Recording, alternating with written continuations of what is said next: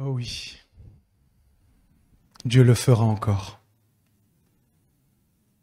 Je rends grâce à Dieu parce que il renouvelle toujours son espérance en nous. Et nous avons tellement besoin de lui. Et il veut qu'on dépende de lui. Et on va voir justement à travers cette prédication différentes promesses, différents domaines qui nous montrent cette saison. Et il ne faut pas mépriser les saisons qui sont lentes. Et je vais vous parler après d'une femme de Dieu que aussi Agathe apprécie pour le ministère, pour l'intégrité qu'elle a, c'est Catherine Crick, qui a dit quelque chose qui est important, mais on va voir cela après. Et c'est vrai qu'ici, parfois, on passe par des enseignements qui sont difficiles pour la chair, parce que c'est vrai que la parole de Dieu, elle est radicale. Et comme je le dis toujours, radical, c'est traiter à la racine. Et c'est ça que Dieu veut. Et parfois, c'est vrai, nous nous sentons repris, nous nous sentons corrigés. Et nous savons que justement, toute écriture, et c'est la parole de Dieu qui nous dit que toute écriture est inspirée de Dieu et qu'elle est utile pour enseigner, pour corriger, pour redresser, pour convaincre, y compris convaincre dans les promesses de Dieu, malgré tout ce qui peut nous assaillir. Mais si tout ce qui se passe dans nos vies, tout a un sens. C'est parce que Dieu nous aime et il veut traiter à la racine tout ce qui est contraire à sa nature. Il désire véritablement nous délivrer de tout ce que l'ennemi a semé dans nos vies, que ce soit directement ou indirectement à travers les liens générationnels, comme on les appelle. Il veut véritablement que l'ennemi n'ait plus rien en nous. Et pour que nous puissions véritablement de plus en plus ressembler à Christ, à revêtir Christ. Et c'est vrai que la parole de Dieu, elle nous a été donnée pour que nous puissions revenir à ce caractère initial, pour revenir à cette position initiale que nous avions en Dieu, à savoir revêtir véritablement Christ. Et c'est notre premier appel, c'est notre vocation sainte. Et je voulais faire une petite parenthèse parce que j'avais vu une prédication il n'y a pas si longtemps que ça d'un homme de Dieu qui était intègre et qui nous disait que justement notre premier appel, c'était de vouloir ressembler à Jésus, c'était de vouloir être comme Jésus, de grandir de gloire en gloire et de plus en plus avoir notre caractère forgé comme celui de notre Seigneur. Et c'est à cela que nous sommes appelés premièrement. Et ensuite, en fonction de notre nature, de notre relation avec Dieu, nous entrons dans les dons, nous entrons dans les ministères que Dieu a donnés. Amen. Mais c'est en fonction véritablement de la nature de notre relation avec Dieu. Et c'est juste cette petite parenthèse que je voulais partager avec vous parce que c'est véritablement une priorité pour nous de vouloir ressembler, de vouloir laisser Dieu tuer notre caractère, nous briser, afin de pouvoir revêtir le sien. Amen. Mais je sais que cela nous coûte. Car avant que justement Dieu change les événements, et on parle des épreuves, on parle de tous ces événements qui sont parfois terribles. Mais avant que Dieu change les événements, parfois, il veut changer les circonstances pour nous changer nous. Parce que c'est ça. Et parfois, on ne le voit pas tout de suite. Et c'est avec le recul qu'on se dit, bah tiens, j'ai changé à ce niveau-là. Il y a des choses qui ont évolué. Parce que Dieu, au travers du brisement, au travers des épreuves, nous permet justement d'avoir ce changement. Et on va aller un petit peu plus loin justement.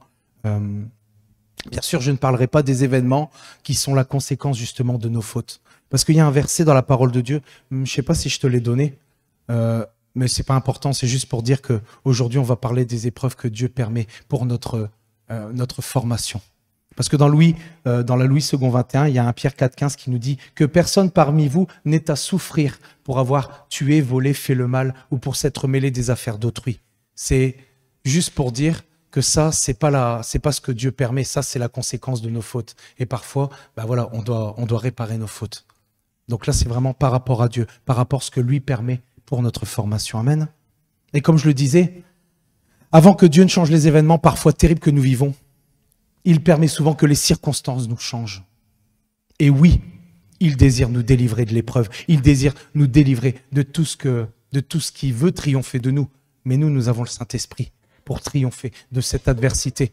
Et nous pouvons, comme l'a dit Agathe, prendre les problèmes avec plus de hauteur grâce au Saint-Esprit. Et il désire nous délivrer justement de l'épreuve. Mais la chose qui nous plaît moins, c'est que c'est pas forcément comme nous l'aurions pensé parfois. Pas suivant notre agenda, parce qu'on sait que Dieu est hors du temps. Et nous ne devons pas mépriser justement, c'est ce que je disais tout à l'heure, cette saison qui a été lente et qui est lente. Mais ce n'est pas pour rien que nous vivons cette saison. C'est pour un temps de formation. Et le peuple justement, et ça c'est vrai que je ne vais pas dire que j'aime, mais apporter des messages pour encourager. Parce que le peuple de Dieu a parfois besoin d'encouragement, de savoir encore pourquoi il se bat, pourquoi il souffre autant. Et il a besoin d'être renouvelé, afin que justement l'espérance soit renouvelée. Amen. Et comment? Eh bien, par sa parole écrite et par sa parole révélée, comme Agathe l'a fait encore tout à l'heure, pour nous encourager à continuer de persévérer, parce que ce temps-ci, Dieu va nous utiliser. Nous allons être des vases d'usage utile à travers cette saison lente que nous avons vécue, à travers cette saison lente que nous vivons ici, et qui est éprouvante, qui est difficile. Chacun a des niveaux différents, parce que l'ennemi sait où ça fait mal. Amen. Mais Dieu est là et il ne nous abandonne pas. Et je vais prendre justement le psaume 119-140. Et j'aime bien reprendre un petit peu, comme je dis à chaque fois, à la base, même si vous savez, parce qu'il y a beaucoup de fois, c'est des rappels, mais on a besoin d'être encouragé, on a besoin d'être exhorté pour que notre espérance soit renouvelée. Amen. Qui nous dit, ta parole est entièrement éprouvée. C'est bien que c'est Darby, mais dans la Louis II, il dit, ta parole est entièrement éprouvée et ton serviteur l'aime. Qu'est-ce que cela signifie? La parole de Dieu a été non pas un peu, mais elle a été entièrement éprouvée. Ça veut dire qu'elle n'est pas faite de théorie ou de théologie imaginaire. Depuis 2000 ans, la Bible a fait ses preuves. Elle a sauvé, elle a consolé, elle a délivré ceux et celles qui ont reçu véritablement son message. Et elle n'a pas encore fini. Amen. Et toutes les prophéties au sujet d'Israël, de Jésus qui est le Messie qui devait venir, des événements historiques, toutes se sont réalisées. Enfin, pas toutes. Nous savons qu'il y a encore des prophéties qui doivent se réaliser, ou presque. Et avec une précision hors du commun. La Bible a traversé l'épreuve du feu, des moqueries, des hautes critiques. Surtout dans notre temps, avec les technologies justement, il est possible de corrompre plus facilement, de contrôler plus facilement. Et justement, les nations essaient de plus en plus de mettre Dieu à la porte, d'étouffer la vérité, d'altérer la parole de Dieu. Et on se souvient encore, je ne sais pas si c'est Agathe qui nous en avait parlé, de ce qui se passe en Chine. Avec le fait ils se rendaient compte de plus en plus qu'il y avait un éveil, il y avait un réveil des chrétiens, un réveil il y avait une moisson qui est en train de se préparer, et il y a des milliers de Chinois qui se convertissent de plus en plus au christianisme. Et qu'est-ce qu'ils essaient de faire? Ils essaient d'altérer la parole de Dieu. Ils essaient de la modifier pour en vider complètement le sens, voire aller à l'opposé de ce qu'elle nous enseigne. Et beaucoup de pays persécuteurs essaient aussi de l'éradiquer de leur sol, mais n'y parviennent pas, malgré tous leurs efforts. Pourquoi? Et c'est ce que je disais tout à l'heure, parce que Dieu se tient derrière sa parole. Et elle poursuit son œuvre restauratrice, libératrice. Et c'est vrai que je repense à ce que nous disait une sœur en réunion. Dans Nombre, je vais prendre avec vous Nombre 23, 19, pour nous rappeler justement que Dieu se tient derrière sa parole, qu'il a fait des promesses et qu'il va les honorer. Dieu n'est point un homme pour mentir, ni fils d'un homme pour se repentir. Ou ça veut dire, ou pour revenir sur sa parole, ou sur sa décision. Ce qu'il a dit, ne le fera-t-il pas? Ce qu'il a déclaré, ne l'exécutera-t-il pas? Et Jérémie, justement, nous confirmera cela en disant que Dieu veille sur sa parole pour l'accomplir. Et nous pouvons mettre notre confiance, les yeux fermés. On parle d'une expression qui parle je te fais confiance les yeux fermés. C'est ça, c'est cette confiance que nous devons avoir en Dieu. Une confiance les yeux fermés. En ses promesses. Car le merveilleux Seigneur en qui nous avons cru et mis notre foi est le garant de leur accomplissement. Amen. On a un Dieu extraordinaire. Excusez-moi. C'est vrai que parfois on vit des temps difficiles. Et bon, On n'est pas toujours, mais comme je le disais tout à l'heure, c'est vrai qu'on ne peut pas mentir. C'est vrai qu'on veut dire je vais bien par la grâce de Dieu, mais c'est vrai qu'on va pas bien, on va pas bien, c'est vrai. De toute façon, ça se voit sur notre tête. Donc, donc c'est vrai que, mais à côté de ça, on a un Dieu extraordinaire parce que je savais, et comme je l'avais dit à Roby, je sais que quand j'allais monter sur l'estrade, ça allait aller mieux. En adorant Dieu. Exactement, et on va en parler après. La force augmente dans la marche. Et moi, ce que je désire le plus, et ce que je désire pour les assemblées, c'est que nous puissions véritablement marcher ensemble. Parfois, c'est vrai, il y a eu des erreurs qui ont été faites, mais l'ennemi essaye justement de séparer. Mais nous, on est appelés à être unis, à demeurer dans l'unité, à marcher ensemble. Un corps d'armée, se protégeant les uns les autres, priant les uns pour les autres. Oh, je suis touché quand je vous dis ça, je sens que le Saint-Esprit approuve ce que je suis en train de dire. Parce que l'unité met à mal le royaume de l'ennemi. Amen. Oh oui, quel merveilleux Seigneur.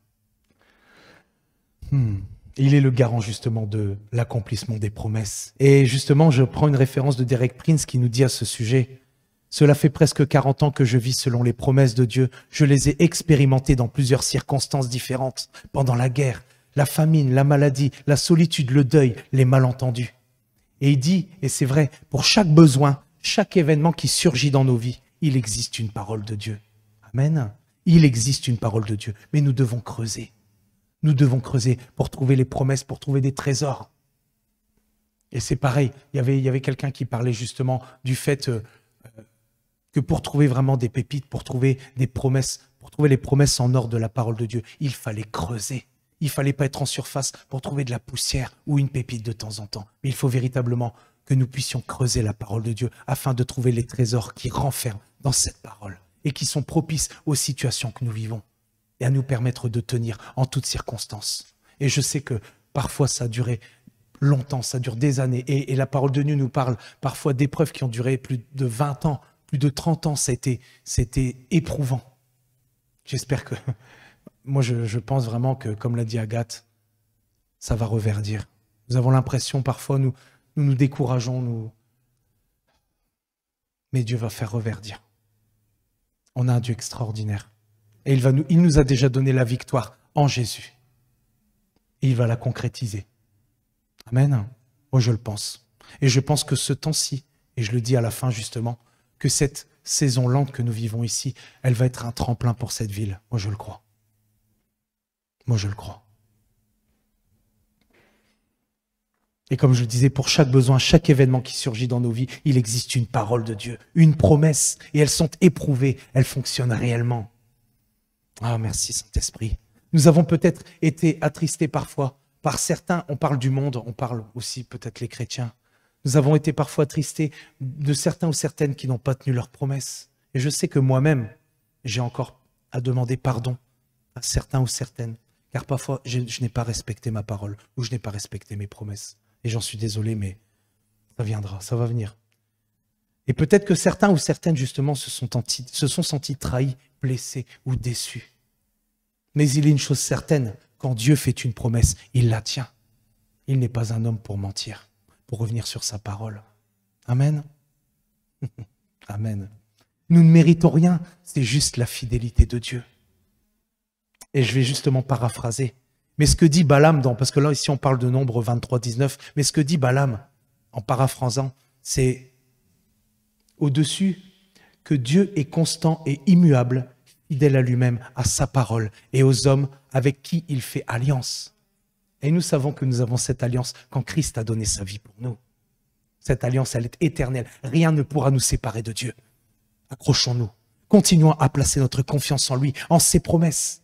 Et persévérons devant, et on l'a chanté tout à l'heure, devant ces murailles pas encore écroulées. Nous savons que nous avons la victoire. Nous attendons la concrétisation. Amen. Persévérons devant ces murailles pas encore écroulées, comme le dit ce chant. Car elles ne sont pas là pour rien. Pourquoi justement Dieu permet à ces murailles d'être dans nos vies? Pourquoi permet-il que nous soyons affligés, que nous soyons attristés? Et je vais prendre avec vous justement dans la Louis II 21. Ah, on l'a pas. Mais prends la Louis II. Je vais prendre la Louis II 21. Ouais, c'est vrai, il faut renouveler le logiciel. Il faut essayer de prendre un logiciel qui est à jour et qui donne toutes les versions. Parce que tout à l'heure, j'ai pas pour habitude, mais je vais prendre, c'est exceptionnel, un verset qui est dans la Bible français courant. Et vous allez voir pourquoi.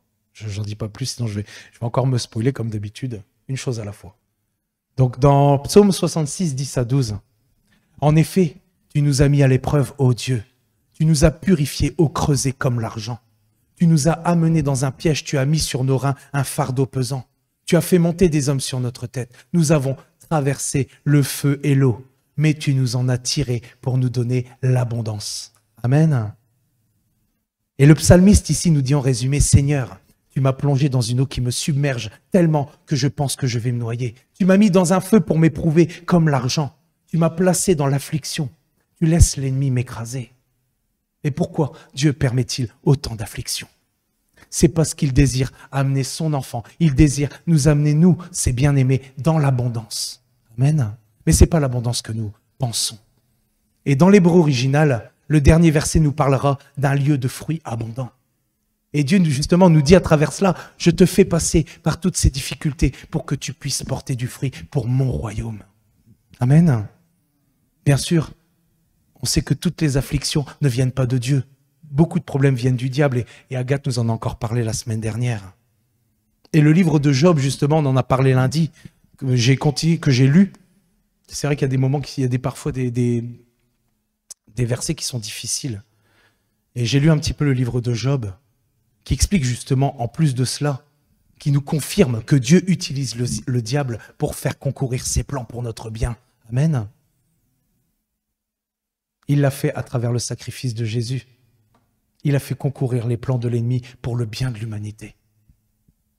Et Dieu a permis justement au diable d'attaquer Job dans différents domaines, que ce soit dans sa famille, que ce soit ses biens, que ce soit dans sa santé. Il dira justement dans la Louis II 21, toujours, même si je sais qu'on ne l'a pas, dans Job 23, 10, 11.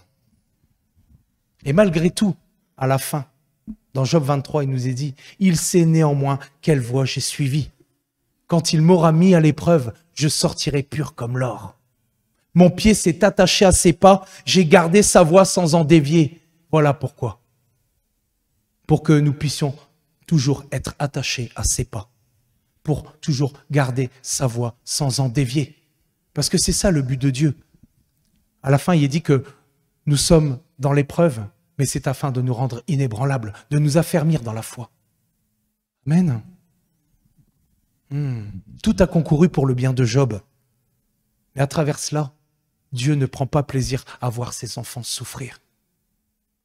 Et je vais prendre avec vous justement Lamentation qui nous en parle. Lamentation 3, 32, 33. Mais lorsqu'il afflige, il a compassion selon sa grande miséricorde. Car ce n'est pas volontiers, ou de bon cœur dans d'autres versions, qu'il humilie et qu'il afflige les enfants des hommes. Dieu n'éprouve aucune joie à affliger ses enfants. Ce n'est pas pour cela qu'il permet les épreuves dans nos vies, les détresses, mais il permet cela dans un but éternel pour nous amener dans l'abondance. Amen. Et David Wilkerson dira, et j'aime bien prendre parfois les expériences, même si nous vivons les mêmes choses, nous vivons parfois des choses similaires, parce qu'à partir du moment où on sert Dieu, et je me souviens de Michel qui disait, il y a toujours de l'opposition, toujours. Mais c'est une opposition contrôlée. Amen. Il dit, David Wilkerson, « Je grince des dents avec étonnement quand je me souviens de toutes les tristesses, épreuves, eaux profondes, fournaises et grandes afflictions que j'ai vues au fil des ans. Souvent, quand les afflictions frappent, elles ne frappent pas une seule à la fois, et ça on le sait, mais plusieurs à la fois. Ben ouais. À de nombreuses reprises, j'ai pensé, je ne m'en sortirai jamais. Même les souvenirs de ces afflictions sont douloureux, les souvenirs de calomnies, d'épreuves dans le ministère, de problèmes personnels ou familiaux, de souffrances physiques. Mais quand je me souviens de ces années de souffrance, je peux dire avec assurance, la parole de Dieu est vraie. Les promesses de Dieu sont vraies. Amen. Il m'a fait sortir de toutes les afflictions qui m'ont frappé et je le loue pour cela. Et d'ailleurs, même maintenant, continuons de le louer parce que je pense sincèrement qu'il va nous sortir de nos situations. Amen. Amen. Et j'ai pris cet homme-là parce qu'en fait, cet homme-là, il a eu un ministère extraordinaire. C'était un géant de Dieu, mais en coulisses. Il a souffert de toutes sortes de manières. Car comme je le disais tout à l'heure, quand on veut servir Dieu, il y a de l'opposition. Mais cette opposition, comme je le disais, elle est contrôlée parce que Satan ne fait pas ce qu'il veut et ça, on doit le savoir. Dieu, et Agathe l'a dit tout à l'heure, Dieu est au contrôle de tout. Amen. Mais par contre, Dieu permet cette opposition. Il permet l'épreuve pour nous faire entrer dans l'abondance, comme je le disais. Et Jésus, justement, en parle dans Jean 10, 10, où il nous est dit que le voleur ne vient que pour dérober, égorger et détruire. Il dit, moi, je suis venu afin que les brebis aient la vie et qu'elles soient dans l'abondance. Amen. Et en résumé, ce que Jésus nous dit ici, c'est qu'il nous promet une vie bien meilleure que celle que nous pouvons imaginer. Et avant de s'imaginer justement une prospérité terrestre, avant de s'imaginer une prospérité financière, c'est vrai qu'on parle d'abondance. Il y a plusieurs définitions qui nous parlent de l'abondance. Car la Bible, justement, excusez-moi, j'aime bien tourner mes pages à l'avance parce que sinon après je me... Et justement ici, on ne parle pas de prospérité terrestre financière, car la Bible nous dit que la richesse, le prestige, la position de puissance dans ce monde n'est pas la priorité de Dieu pour nous. Ça, nous le savons, et on en a encore parlé il y a 2 semaines.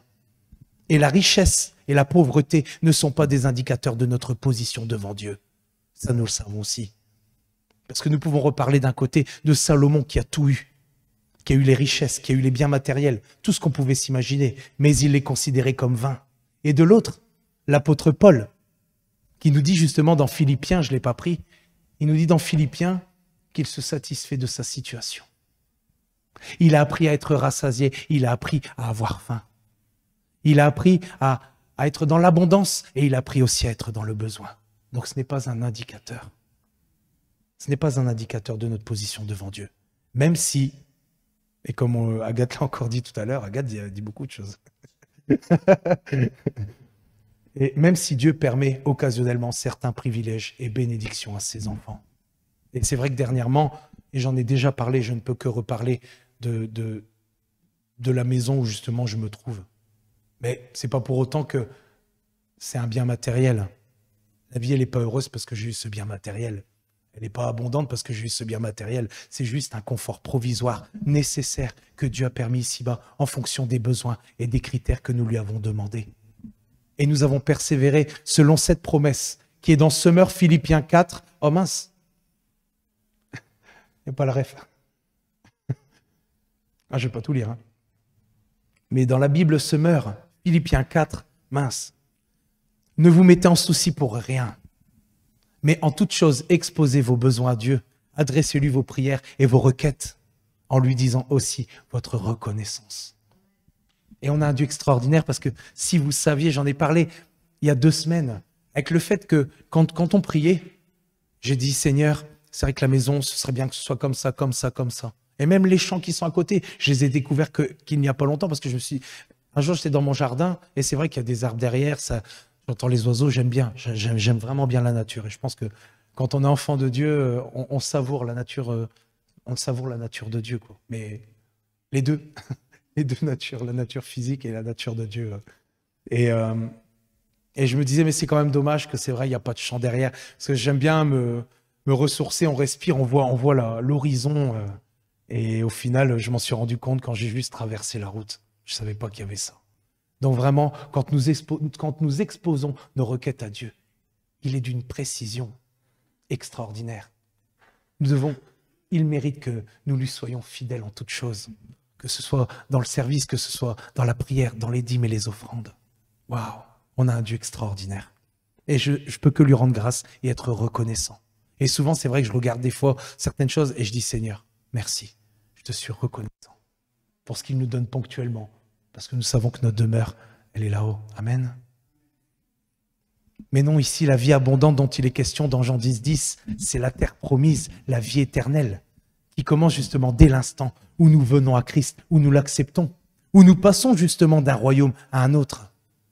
Nous avons les pieds sur terre, comme le disait quelqu'un, et la tête dans les cieux. Amen. Et nous devenons dès lors vivants pour Dieu, spirituellement bien sûr.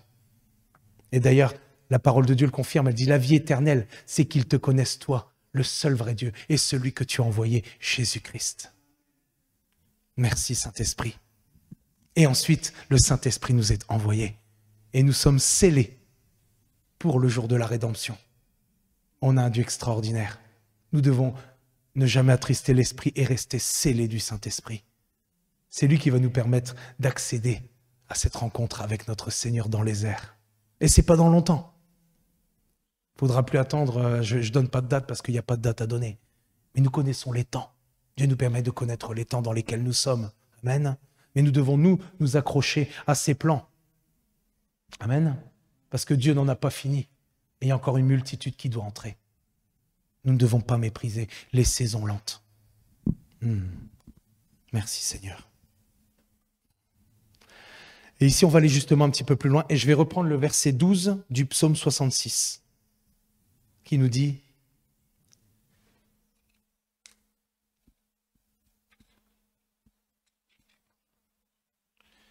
Nous avons traversé... » Ouais, voilà, nous avons passé. « Nous avons traversé le feu et l'eau, mais tu nous en as tirés pour nous donner l'abondance. » Et ici, le verbe « traverser » dans l'Ancien Testament, c'est un verbe spécial. Dans l'Ancien Testament, pour que le peuple d'Israël arrive dans ce lieu d'abondance, où on disait ce lieu où coule le lait et le miel, en terre promise, il a dû traverser. Donc il y a eu, au fur et à mesure des années, la mer Rouge, le désert, puis le Jourdain. Et quand on repense justement à ces deux promesses faites par Dieu, et qui s'adressent à nous aussi en fin de compte, et je vais prendre avec vous le psaume 84, 6, 8. Ils n'ont pas accédé directement à la terre promise. Il y a eu des étapes. Il y a eu des épreuves. D'ailleurs, c'est vrai que peu en sont sortis pour découvrir cette terre promise. Ouais. Et leurs os se sont desséchés. C'est la génération d'après. Et il y a eu, sur les 10, il y en a eu 2 qui sont rentrés. On espère qu'il y en ait plus qui rentrent ici. Hein. Amen. Je vais prendre avec vous le psaume 84, 6, 8. Et là, justement, c'est ce qu'Agathe nous disait encore tout à l'heure. Heureux ceux qui placent leur confiance, heureux ceux qui placent en toi leur appui. Ils trouvent dans leur cœur des chemins tout tracés lorsqu'ils traversent la vallée de Baca ou la vallée des pleurs. Ils la transforment en un lieu plein de sources et la pluie la couvre aussi de bénédictions. Leur force augmente pendant la marche et ils se présentent devant Dieu à Sion. Et j'ai regardé un petit peu, j'ai étudié un petit peu la vallée de Baca. La vallée de Baca, ou appelée vallée des larmes, évoque déchirure, perte, chagrin, pleurs. Et le peuple hébreu, justement, avait pour habitude de s'y rendre en pèlerinage, en famille pour différentes célébrations. Et il devait traverser une vallée sèche, rocailleuse, mais fertile. On pouvait s'imaginer justement que quand le peuple arrivait là, il avait déjà fait une longue route. Il était déjà fatigué, il était déjà éprouvé. Et malgré cette longue marche, ils empruntaient vraiment cette vallée, ce chemin qui était caillouteux et qui ne devait pas arranger les choses. Imaginez-vous, je me suis déjà retrouvé à marcher sur pas des sentiers de montagne, mais des sentiers dans des vallées où les pierres, elles nous déstabilisent, elles nous croquent les chevilles. Donc il faut s'imaginer. Cette vallée, justement, évoque les temps d'épreuve, de solitude, les jours difficiles, douloureux, que tout homme ou toute femme de Dieu, de toute génération, a eu et aura encore à traverser. Et ce que nous dit justement la parole de Dieu, c'est que si nous plaçons constamment notre confiance en lui, notre confiance en Dieu, nous serons sous sa protection divine dans cette vallée qui semble inhospitalière. Dieu n'a jamais dit que nous aurions une vie facile ici-bas, bien au contraire. Il promet des passages obligés. Il y a des promesses qui vont dans ce sens-là. Il promet des passages obligés pour notre bien, pour que tout concourt à notre bien, dans un but éternel, pour nous amener dans l'abondance. Amen. Et d'ailleurs, dans la parole de Dieu, elle nous dit qu'à un moment donné, le Seigneur nous dit « Vous aurez à souffrir dans le monde ». Mais que lui, justement, a vaincu le monde. Mais nous aurons à souffrir dans le monde. Mais il promet aussi de nous aider à y faire face et à traverser ces vallées. Et comme je le disais tout à l'heure, je n'ai pas l'habitude de prendre cette version de la Bible, et on ne l'a pas, dans le psaume, justement, le 84,7 en fait. Et en fait, ici, le nom de la vallée, il dit quand il passe par la vallée du Baumier, il la change en oasis. Et même la pluie d'automne la couvre d'étangs. Et cette traduction, elle est propice ici, parce que justement le baume, le baumier, qui donne justement le mot baume, est un arbre affectionnant les lieux arides. Sa résine mélangée à de l'eau donne le baume qui désinfecte, protège et cicatrise les plaies ouvertes. Et même ses feuilles et ses baies ont des vertus thérapeutiques. Donc cette vallée, qui en apparence est inhospitalière, possède des ressources. Dans ces temps de détresse, nous devons prendre le temps de parler à Dieu, d'extérioriser, d'exprimer notre chagrin. Nous avons besoin parfois de nous décharger. Et certains diront même que nous ne devons pas nous contenir, mais nous devons au contraire parfois nous décharger parce que sinon cela pourrait mener à la dépression. Nous devons nous décharger, nous devons extérioriser. Nous devons exprimer notre chagrin, ce que nous ressentons. Il nous écoute. Et si on fait une transposition, l'eau de nos larmes mélangée avec la proclamation de la parole de Dieu, de ses promesses, la recherche de sa présence par ce merveilleux esprit de consolation, parce que oui, il est le consolateur.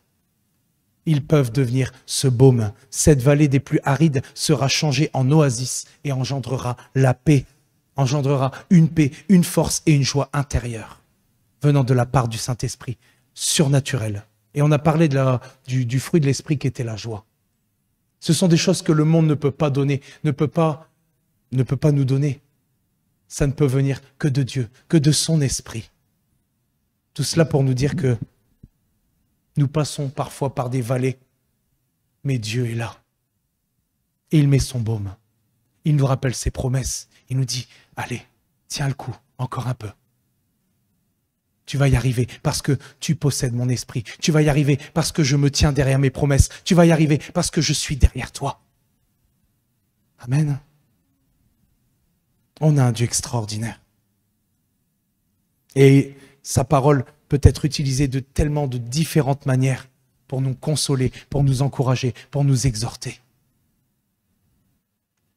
Nous avons traversé le feu et l'eau, mais tu nous en as tirés pour nous donner l'abondance. Et je vais prendre justement Ésaïe 43, 2.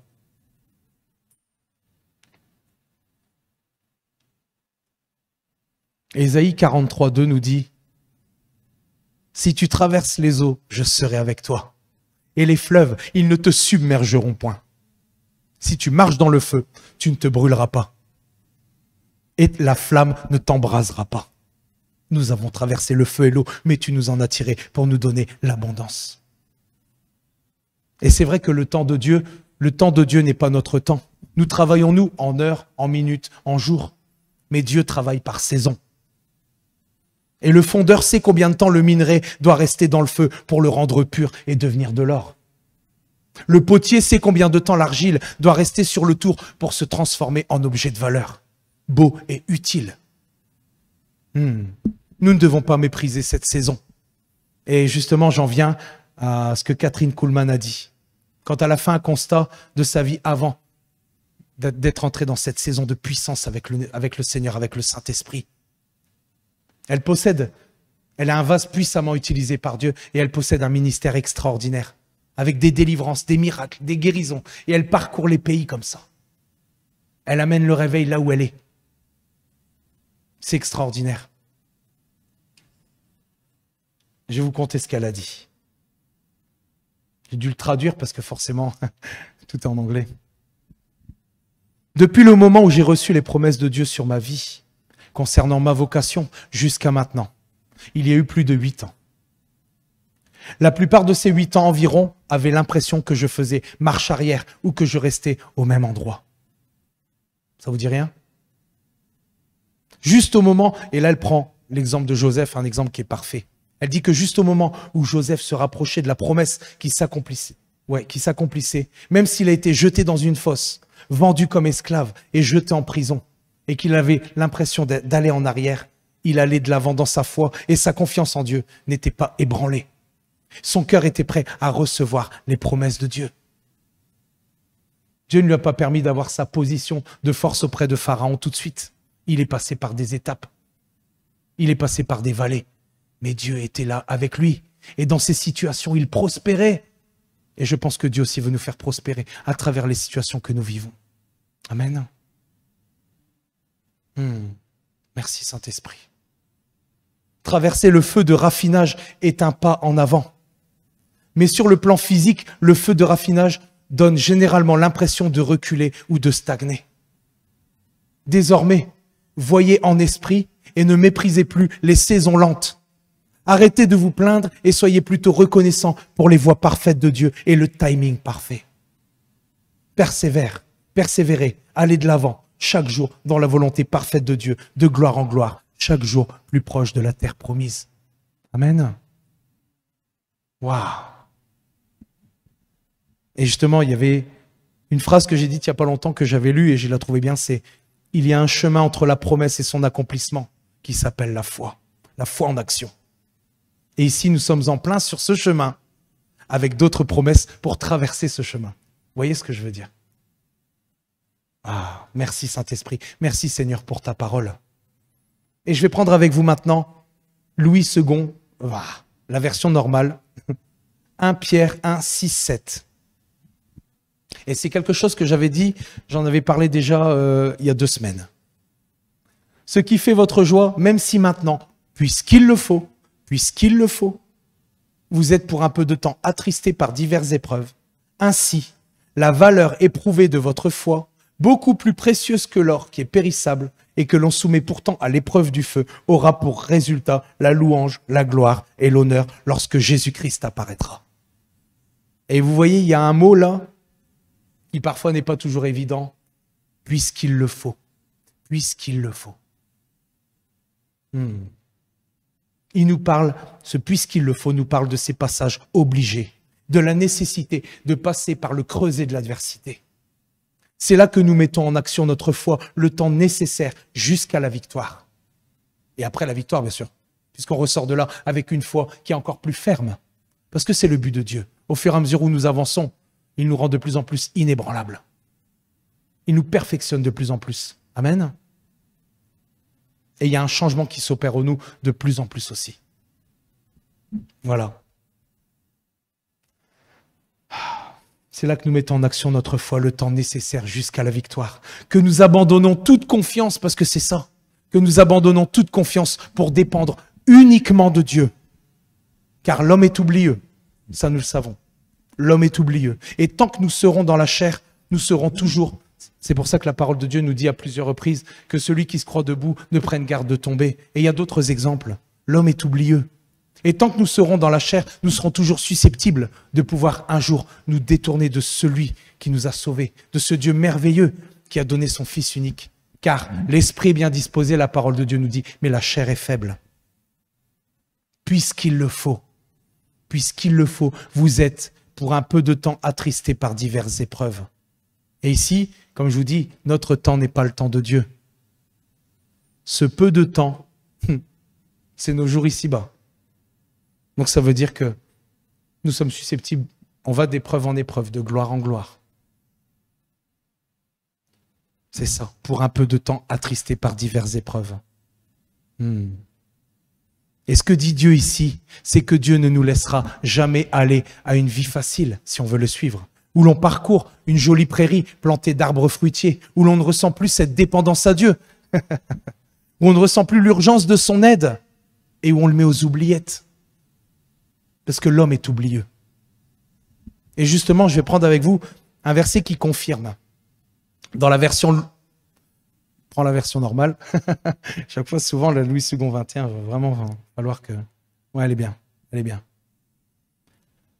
Beaucoup me diront ce jour-là, Seigneur, Seigneur, n'avons-nous pas prophétisé en ton nom? N'avons-nous pas chassé des démons en ton nom? N'avons-nous pas fait beaucoup de miracles en ton nom? Alors je leur dirai ouvertement, je ne vous ai jamais connu. Éloignez-vous de moi, vous qui commettez le mal. Il y a eu des hommes et des femmes qui ont vécu la puissance de Dieu sous toutes ses formes. Ils ont vécu des ministères extraordinaires. Et pourtant, ils se sont détournés de Dieu. Ils ont été à d'autres religions ou ils ont fait d'autres choses, mais ils se sont détournés pour s'attacher au mal. L'homme est oublieux. Pourquoi Dieu dit qu'il ne les a jamais connus? Et on voit cela justement dans Ézéchiel 18, 24. Qui nous dit justement que si le juste se détourne de sa justice et commet l'iniquité, s'il limite toutes les abominations du méchant, vivra-t-il? Et là, qu'est-ce qui nous est dit? Toute sa justice sera oubliée, parce qu'il s'est livré à l'iniquité et au péché. À cause de cela, il mourra. C'est terrible d'entendre ça. Moi, je souhaite de tout mon cœur ne jamais vivre ces choses-là. Ne jamais me retrouver devant le Seigneur et vivre ce que le Seigneur dit ici. Et nous ne devons pas ne nous décourageons pas et continuons de marcher avec la force de Dieu durant cette pénible saison. Ces difficultés éprouvent notre endurance, notre confiance en Dieu, notre patience et notre foi. Et cela semble parfois long. Et je sais que, moi y compris, mais je sais que vous traversez une période ici, je sais que ça a l'air d'être long.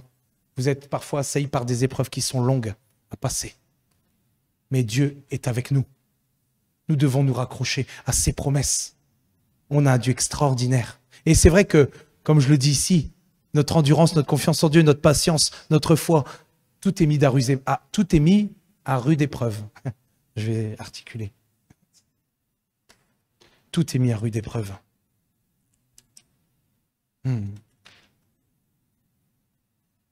Mais Dieu est avec nous. Dieu est avec nous.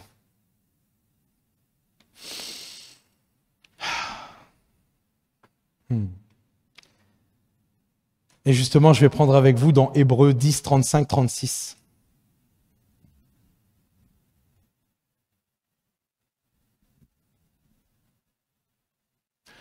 N'abandonnez donc pas votre assurance à laquelle est attachée une grande rémunération.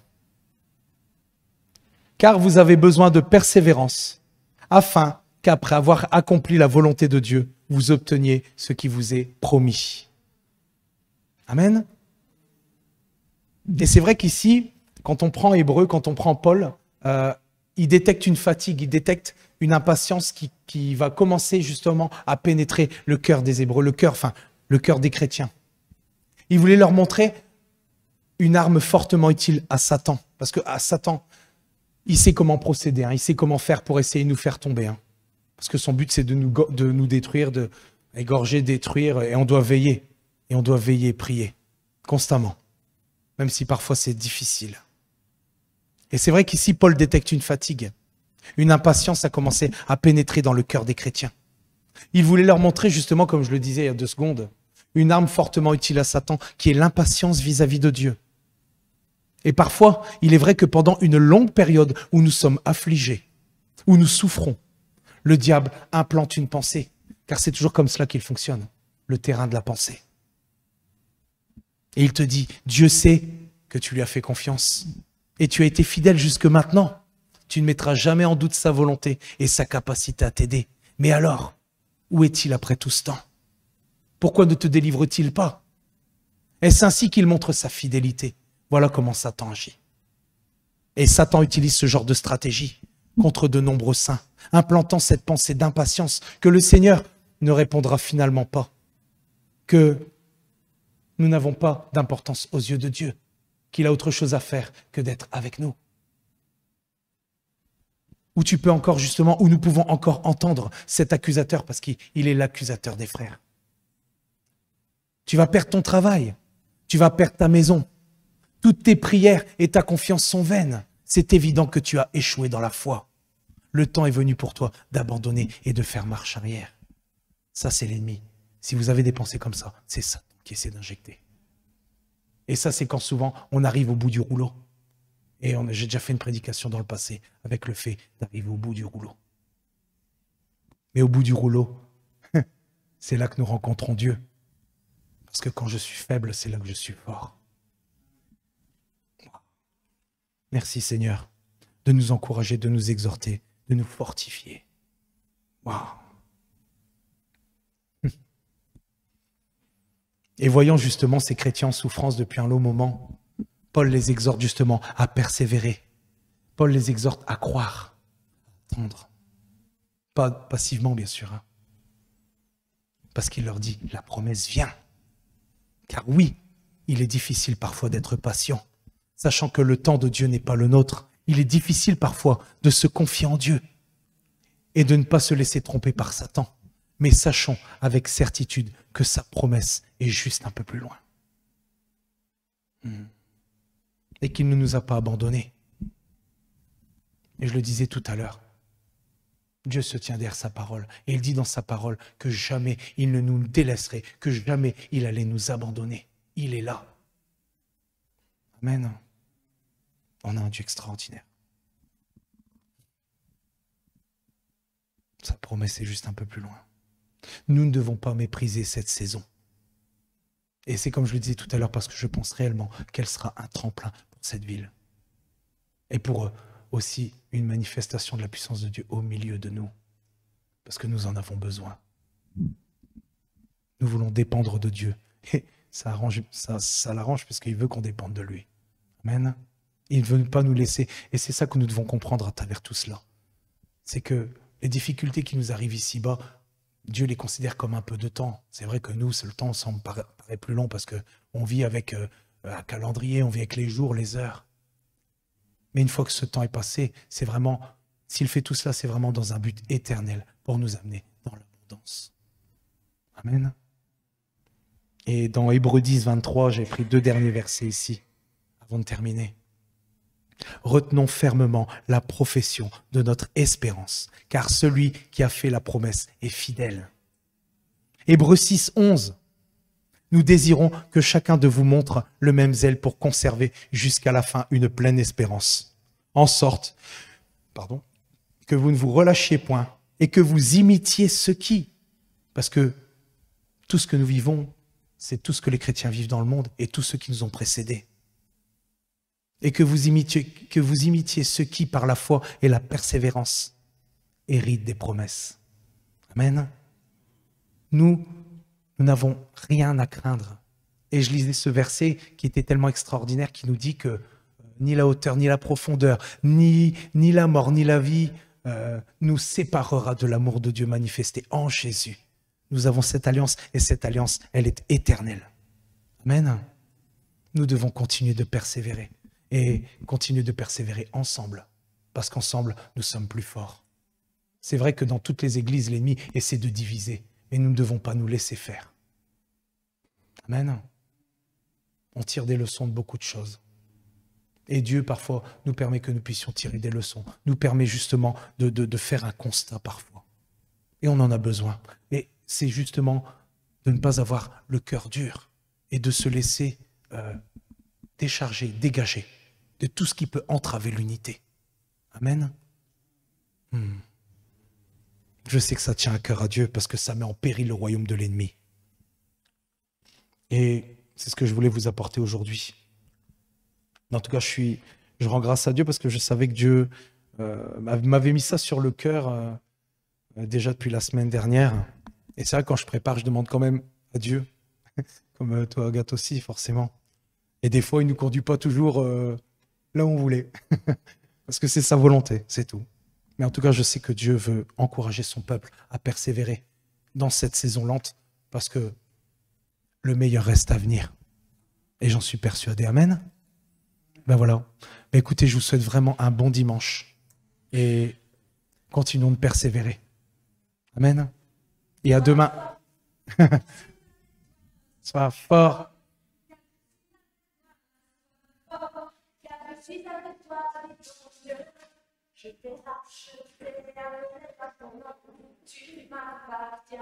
Mais je me dis quelque chose.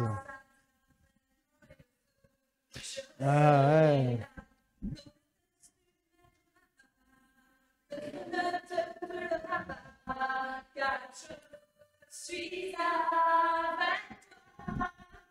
Et ben voilà, j'ai pas trouvé, j'aurais dû trouver ce chant-là pour aujourd'hui. Ben bon, ben ce serait bien qu'on puisse trouver le chant s'il y a quelqu'un qui le trouve avec le titre. Qu'on me l'envoie, comme ça je vais le travailler. Sois fort. Mais il me dit quelque chose quand même.